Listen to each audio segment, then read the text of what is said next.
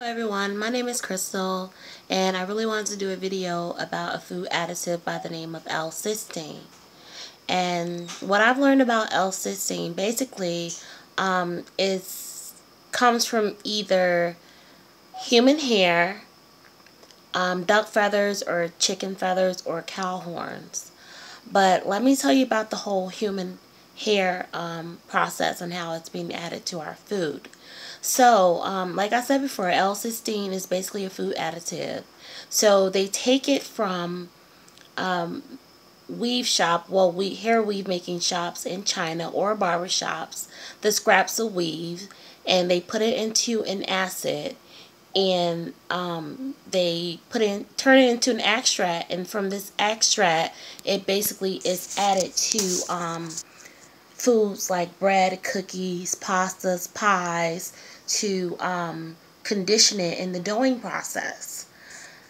So I'm not a rocket scientist, but I think that we could probably bake a pretty good batch of cookies or make a really great cake without human hair or animal feathers or cow horns.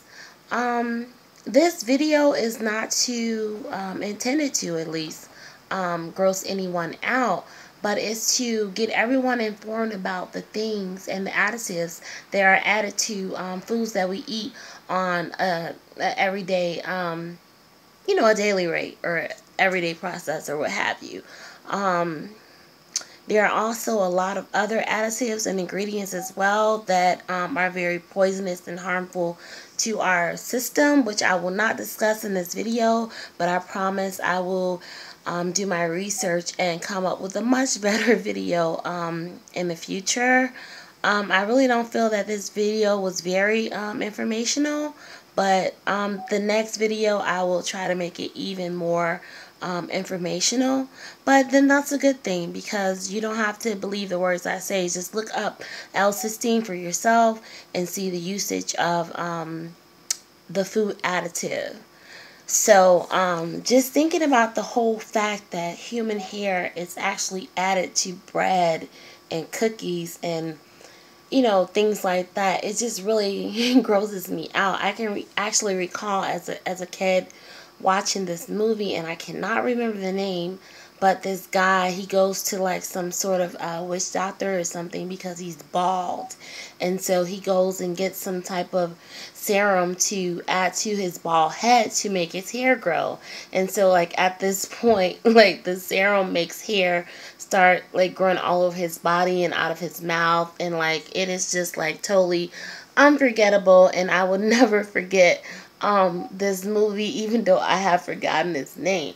So just basically the thought of hair in your mouth, even your own hair, while you're eating, get alone someone else's hair or feathers or cow horns being added, to the food that you eat without you being told is very sickening. But it's a way they do everything, because it's like, these ingredients, in fact, are actually on the back of the food products that we purchase. But they give them these fancy names, and there's so many of them with so many fancy names that we never actually take the time out to view exactly what we are consuming. So I hope this video was a little bit informational. I really want to warn you guys about the things that we take in and things that we put into our body. Is very sickening. I think back a few years ago, I have a set of twins. They're 6 now, but a few years ago, back in December 2011, I gave birth to twins, and shortly after, I was diagnosed with nephrotic syndrome, which is a form of kidney disease. Now, at the time, I was maybe 26, 27 years old.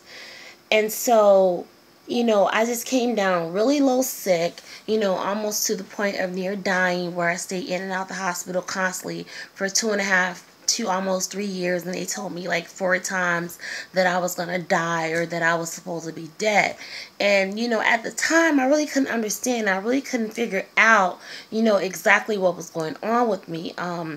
I drank a lot of water. You know, I tried to get as many fruits and vegetables, you know, as I could. But, you know, lo and behold, you know, I came up very ill and very sick. And when I started thinking about things like that today, you know, I really understand that a lot of things that we put into our body is actually the main cause for us being sick, and the main reason why we come across all these illnesses. So, you know, as a people, you know, I just strongly suggest and I strongly encourage you to, you know, start taking heed to these labels and the ingredients on these labels as well.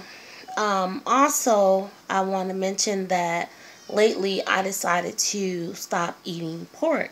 So I rid my house of everything pork. Well, everything that I obviously, you know, thought was pork, like pork chops, pork fat, ham hocks, bacon, ham. But, you know, the crazy part about it is, as I do further and more research, you know, on pork and pork products, there are a lot of things that contain pork, from candy bars to candy to bread, to even to some sodas, potato chips, you know. And if you just want to go a little bit further, you know, with that, just a lot of products that we use around the house and that we use on our skin and hair. Pork is everywhere, to make a long story short. So for those of you who do not consume pork, or thought that you were not consuming pork, I really urge you to dig deeper into that when it comes to the things you're eating. So again, I hope that this video was very informational. And if not, that's a good thing, because, you know, that gets your mind thinking and that encourages you to go look up the information for yourself. So again, my name is Crystal, and shalom.